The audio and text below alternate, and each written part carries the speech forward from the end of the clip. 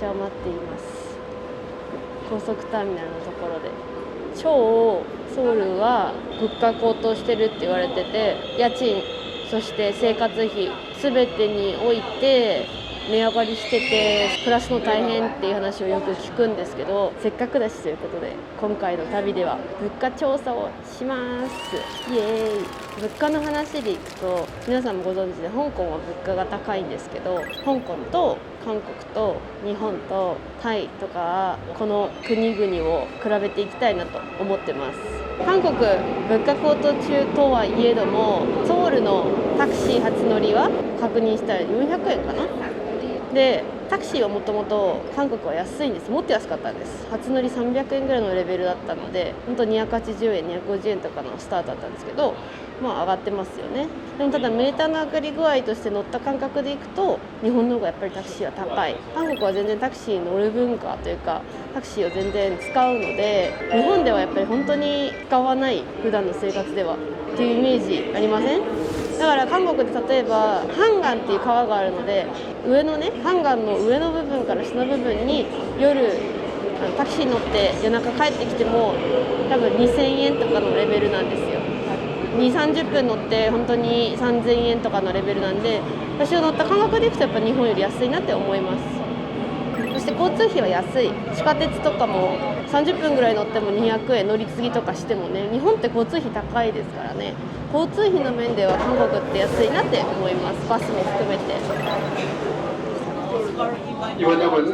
7호선, 9호선 열차로 갈아탈 수 있는 고속터미널역입니다.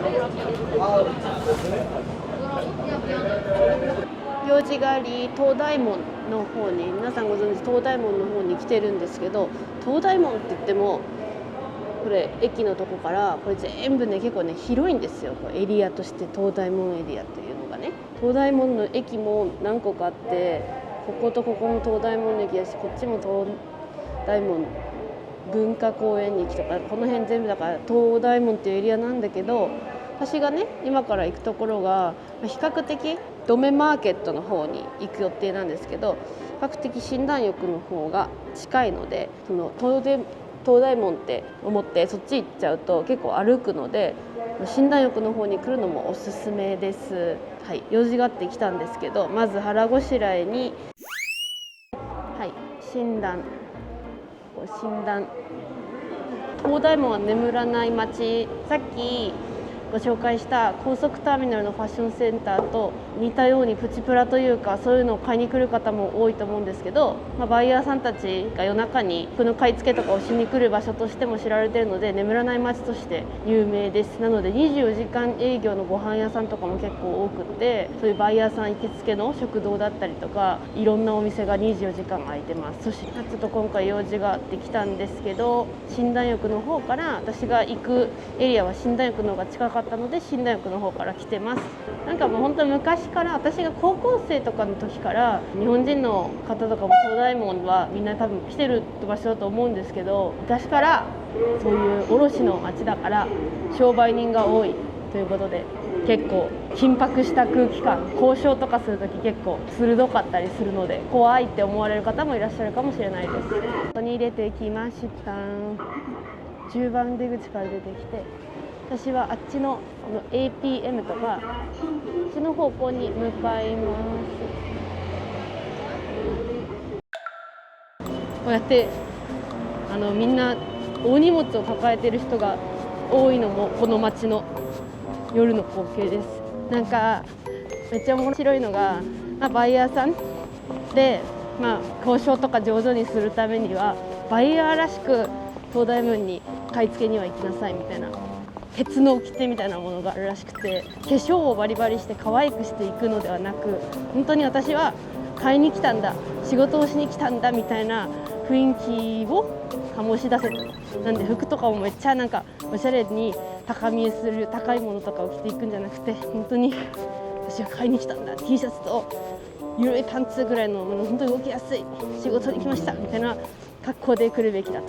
そしてあと化粧はしてくるなと。だからマスクしてるわけじゃないんですけど、あとはまあとりあえず韓国語できた方がもちろん交渉はうまくいくし、外国人だったら外国人プライスあるので、あとはもうなんかみんな手つきが仕事だからおすすめです。荷物みんな下にこう見て、みんなすごいよねこれ。でもね本当に面白い光景で、私が、とりあえずご飯を食べに行かれる見て、本当にこれみんなねゴミ袋じゃなくて買ってる洋服たちなんですよ。本当にこれが夜のバレルの街です。すごいでしょこれ。しかもね夜中だけだからこんな感じ。ディープですと、本当に一つ売りはほとんどしてなくて、まず現金、あと現金で買わなきゃいけないか、もしくは多分バンクトランスファーの銀行送金で、あとは1枚売りっていうのをしてないので、基本的に2枚からとかしか買えなくて、1枚だったら、高いよね。卸の料金にしたいんだったらいっぱい買わなきゃいけない。そうですね。あとね、お店の名前どういうアパレルショップしてるんですかみたいな質問もあります。韓国に住んでいる私のお友達が教えてくれたのがこちらのニュニュ。人多いよね。今だって10時半とかだ。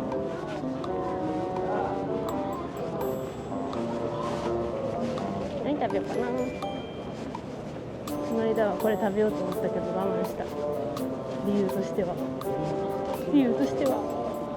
れも我慢した。この間は夜中だったから我慢しましたが、今日は普通に今から食堂的なところに行きたい。バイヤーさんたちのお腹の友、パラムナンスジェビリ왔습니다。なんかスジェビって何かというと手でちぎった麺みたいな。とりあえず入ります。よいしょ。24時間の一つ。안녕하세요。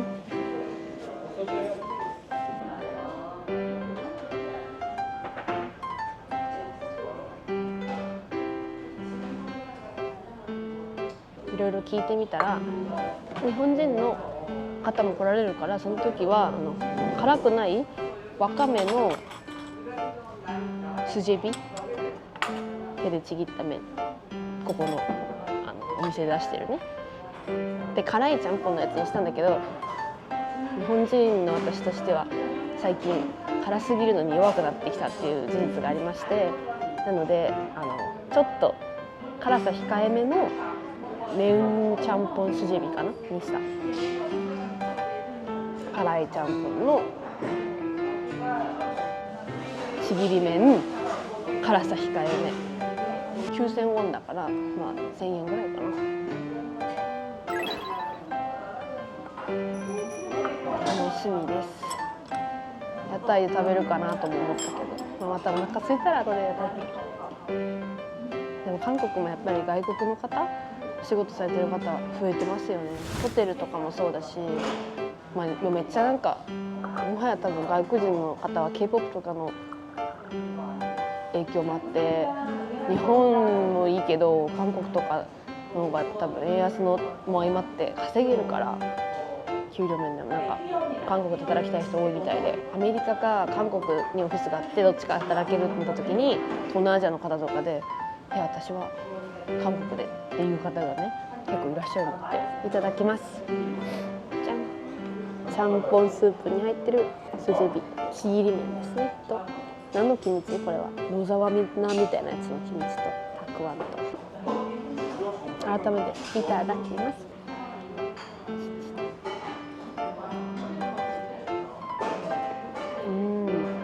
ちょっとスープがトロトロチック、マイルド、辛すぎる。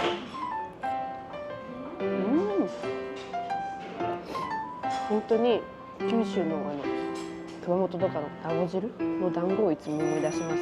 スジェビを食べると美味しい。でも早速辛い。美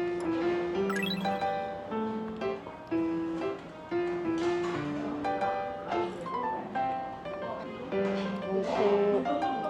ったかい。あったかいってその寒い日じゃないけど。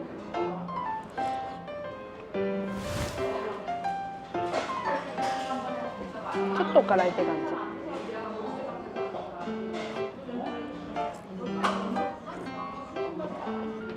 ょっと辛い、ピリ辛。こういう東大門みたいな市場のことを韓国ではドメ市場、ドメ市場って言います。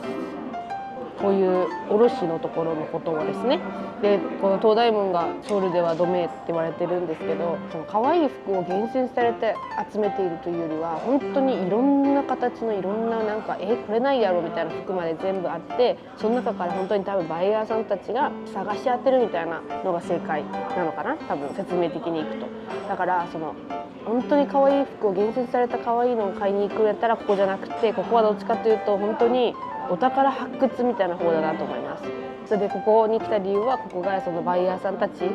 がよく来るとこだから、いやバイヤーさんがよく来るということは美味しいだろうっていうので来たんですけど、美味しい。熊本ではダゴ汁って言うんですけど、ダゴ汁って優しいじゃないですか、野菜とか入ってて。だからこれも多分そう、野菜いっぱい入ってるし、人参とかキャベツとかきゅうりとかズッキーニかな、エホバズッキーニとか玉ねぎとかいっぱい入ってて美味しいです。野菜入ってるしね、しかもなんていうの、脂っこくない？キムチ美味しいんだけど、これなんかいい感じにシャキシャキしてるし、少し私の好きなこう酸っぱいキムチの味に近い感じ。酸っぱいキムチって長い間置いといたら結構酸っぱくなるんだけど、古いキムチとかね、本当につけて時間経ったものが結構やっぱ酸っぱく発酵して酸っぱくなるんだけど、私は結構それが好きで、まあ新しいキムチっていうのと古いキムチっていう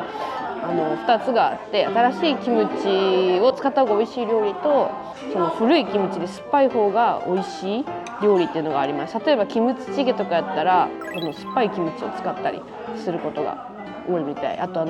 煮込む時とか、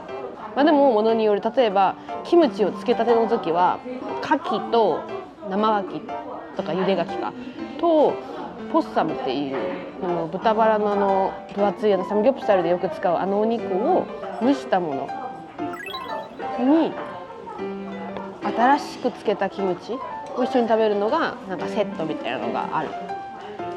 11月頃になったらキムチ漬けをぜひしたいなとずっと願っているところなんですけど、キムチのつけるところに参戦したいなと。食べれんかもと思ったけど全然いけるわ。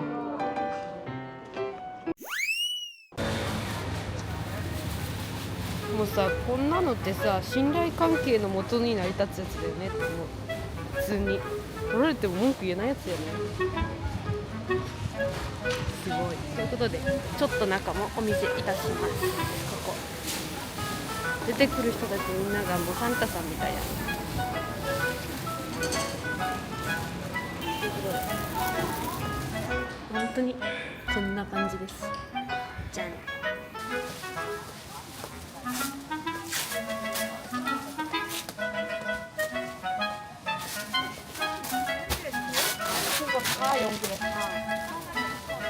全部これシッピングするやつ。全部これあれ。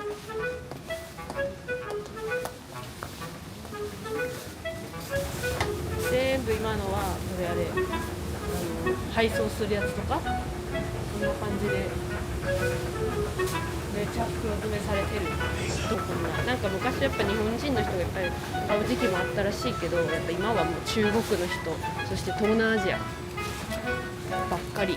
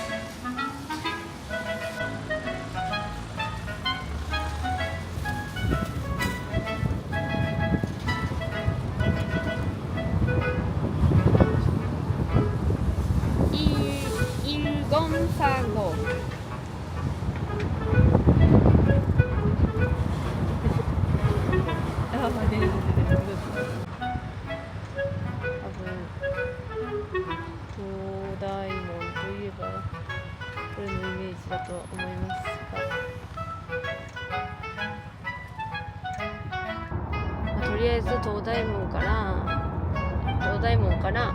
カンナムまでタクシーに乗って、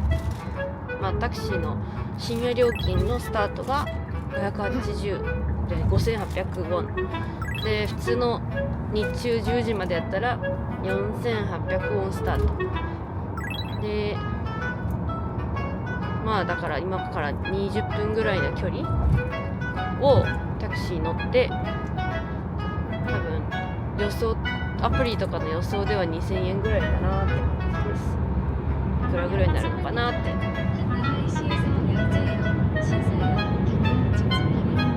ンナム大橋、ここがハンガンっていう、皆さんご存知の川を越えてます。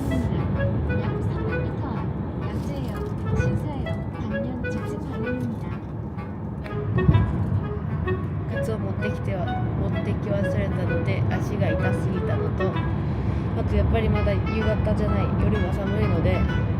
今日は帰ることにしました。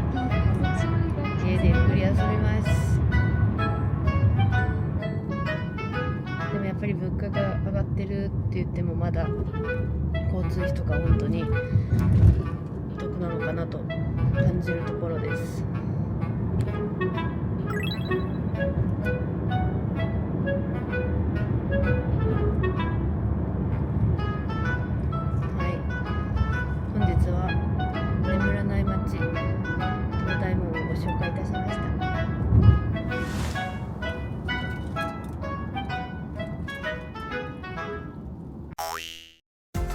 いつもご視聴ありがとうございます。また次回の動画でお会いしましょう。チャンネル登録、高評価いただけると嬉しいです。それではまた。